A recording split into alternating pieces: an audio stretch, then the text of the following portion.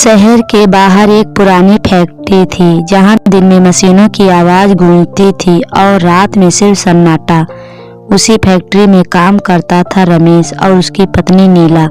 रमेश मेहनती थी लेकिन हाल के दिनों में उसे महसूस हुआ कि नीला अक्सर देर रात तक बाहर रहने लगी है। एक दिन उसने पूछा, नीला तू हर शाम फैक्ट्री के पीछे क्यों जाती है? नीला ने कहा, बस कुछ पुरानी यादें हैं वहाँ की। रमेश को शक हुआ लेकिन उसने कुछ नहीं कहा। अगली रात रमेश ने मन बनाया कि वह नीला का पीछा करेगा। जब नीला फैक्ट्री की ओर गई, रमेश धीरे धीरे उसके पीछे चला। पीछे जाकर उसने देखा कोई आदमी वहाँ पहले से खड़ा था। दोनों धीमी आवाज में बात कर रहे थे। रमेश का दिल तेजी से धड़कने लगा। वह पास पहुंचा लेकिन तभी अंधेरे में किसी ने उसके सिर पर पीछे से जोर से मारा। जब होश आया, नीला वहां नहीं थी। सिर्फ उसका दुपट्टा पड़ा था और जमीन पर खून के निशान थे। पुलिस आई, पूछताछ हुई पर नीला गायब थी। कुछ दिनों बाद फैक्ट्री के पीछे की दीवार में खुदाई के दौरान एक मोबाइल मिला जिसमें नीला और किसी अनजान आदमी की वीडियो रिकॉर्डिंग थी, पर वीडियो आधा ही था। आखिरी दृश्य में किसी ने कैमरा गिरा दिया था। अब मामला हत्या का था या ब्लैकमेल का, कोई नहीं जानता था। रमेश की जिंदगी उस फैक्ट्री के सन्नाटे में गुम हो गई। वह हर रात वहीं जाकर नीला का नाम पुकारता, पर जवाब में बस मशीनों की ठंडी हवा सीटी बजाती थी। नीला के गायब होने के बाद फैक्ट्री में काम रुक गया था। रमेश पुलिस के चक्कर लगाता लेकिन कोई सुराग नहीं मिला। एक दिन इंस्पेक्टर राकेश वर्मा ने कहा, रमेश मुझे लगता है ये मामला सिर्फ प्रेम प्रसंग का नहीं है, इसमें कोई तीसरा चेहरा छिपा है। रमेश को याद आया जिस रात वारदात हुई उसने फैक्ट्री के मालिक मिश्रा जी की गाड़ी वहां खड़ी देखी थी। वह बात पुलिस को बताई। पुलिस ने जब मिश्रा जी से पूछताछ की तो उन्होंने कहा, नीला तो बहुत सीधी थी, बस कभी कभी ओवर टाइम के लिए रुक जाती थी। लेकिन इंस्पेक्टर को कुछ गड़बड़ लगी। उनकी आवाज में घबराहट थी। उसी रात पुलिस ने फैक्ट्री की सीसीटीवी रिकॉर्डिंग निकाली। वीडियो में दिखा नीला और मिश्रा जी फैक्ट्री के पीछे किसी पुराने कमरे में जा रहे हैं। कुछ मिनट बाद लाइट बंद हो जाती है और फिर वही कैमरा बंद। पर अगले फ्रेम में जो दिखा उसने सबको चौंका दिया। एक तीसरा आदमी वहां दाखिल होता है, हाथ में लोहे की राड लिए। चेहरा धुंधला था पर उसकी चाल रमेश जैसी थी। इंस्पेक्टर राकेश ने रमेश को बुलाया। ये देखो वीडियो, क्या तुम मानते हो कि ये तुम ही हो? रमेश के चेहरे का रंग उड़ गया। ना नहीं साहब, मैं नहीं, मैं तो बेहोश था उस रात। राकेश ने कहा, हो सकता है तुम नहीं थे, लेकिन कोई ऐसा था जो तुम्हारे जैसा दिखता था या तुम्हें फंसाना चाहता था। अगली सुबह फैक्ट्री के पीछे से एक अधजली औरत की लाश मिली। पहचान से परे उसके गले में वही लॉकेट था जो नीला पहनती थी। अब सवाल ये था, क्या नीला की हत्या उसी तीसरे शख्स ने की थी या ये किसी बड़ी साजिश की शुरुआत थी जहां रमेश को दोषी बनाने की पूरी तैयारी थी। फैक्ट्री के पीछे मिली जली हुई लाश की खबर पूरे शहर में फैल गई। हर किसी की जुबान पर एक ही सवाल था, क्या वो नीला ही थी? डीएनए रिपोर्ट आने में 3 दिन लगने वाले थे, लेकिन इंस्पेक्टर राकेश के मन में कुछ और ही चल रहा था।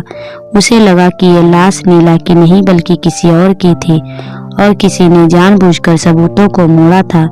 उसने फैक्ट्री के पुराने रिकॉर्ड खंगाले। वहां एक नाम बार बार सामने आया, महेश, जो पहले मिश्रा जी का ड्राइवर था और कुछ महीने पहले अचानक गायब हो गया था। राकेश ने रमेश को बुलाया और पूछा, क्या तुम महेश को जानती हो? रमेश बोला, हाँ साहब, नीला से एक बार वह मिलने आया था, कहता था मिश्रा जी ने भेजा है।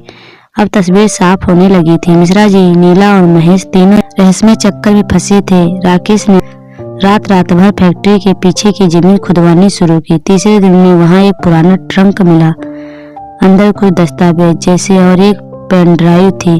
पेन ड्राइव चलाने पर सामने आया वीडियो। मिश्रा जी और महेश किसी सौदे पर बात कर रहे थे। महेश कहता है, अगर नीला ने मुंह खोला तो सब खत्म हो जाएगा। मिश्रा जवाब देता है, चुप करवा दो उसे हमेशा के लिए।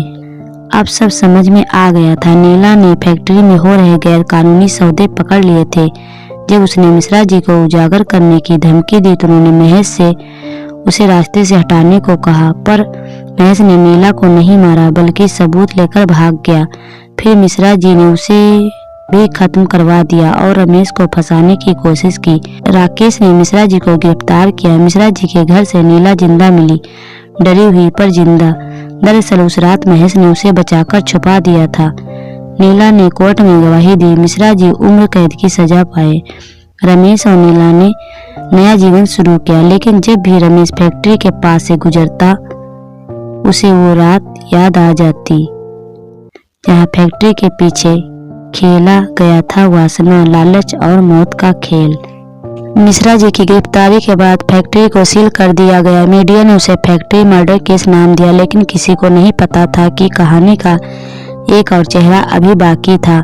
इंस्पेक्टर राकेश जब सारे सबूत कोर्ट में पेश कर रहा था, तभी एक नया बयान आया। महेश की मां ने कहा, मेरे बेटे ने किसी को नहीं मारा था, वो खुद डर गया था क्योंकि मिश्रा जी ने धमकी दी थी कि अगर उसने नीला को नहीं मारा तो उसे खत्म कर देंगे। उस बयान के बाद पुलिस ने फिर से केस की गहराई में जांच शुरू की। जांच के दौरान पता चला कि जिस रात फैक्ट्री के पीछे आग लगी थी वहां रमेश का फोन सिग्नल भी मिला था। राकेश को शक हुआ, क्या राकेश ने भी कोई सच्चाई छुपाई थी? उसने रमेश से पूछा, उस रात तुम वहां क्यों गए थे जबकि तुम कहते हो बेहोश थे?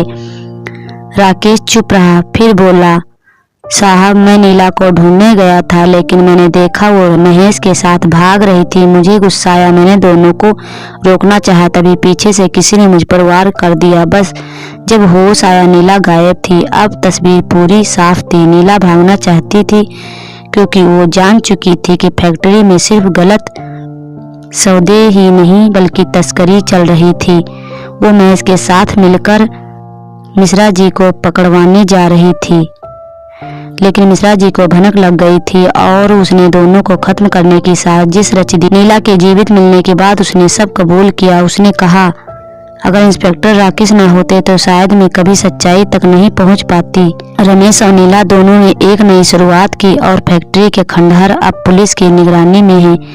कहते हैं रात के सन्नाटे में अब भी कभी कभी वहां मशीनों की जगह किसी और की आवाजें सुनाई देती हैं, मानो पुराना सच फिर से किसी को बुला रहा हो।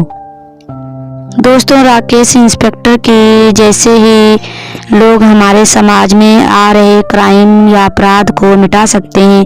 दोस्तों, इस कहानी से संबंधित कोई आपकी राय है तो आप कमेंट बॉक्स में जरूर बताएं और ऐसी ही कहानी पाने के लिए चैनल को सब्सक्राइब करें, बेल आइकन को भी प्रेस करें जिससे अगला नोटिफिकेशन आप तक जरूर पहुंचे। फिर मिलेंगे किसी नई कहानी के साथ। तब तक के लिए दोस्तों, जय हिंद, वंदे मातरम।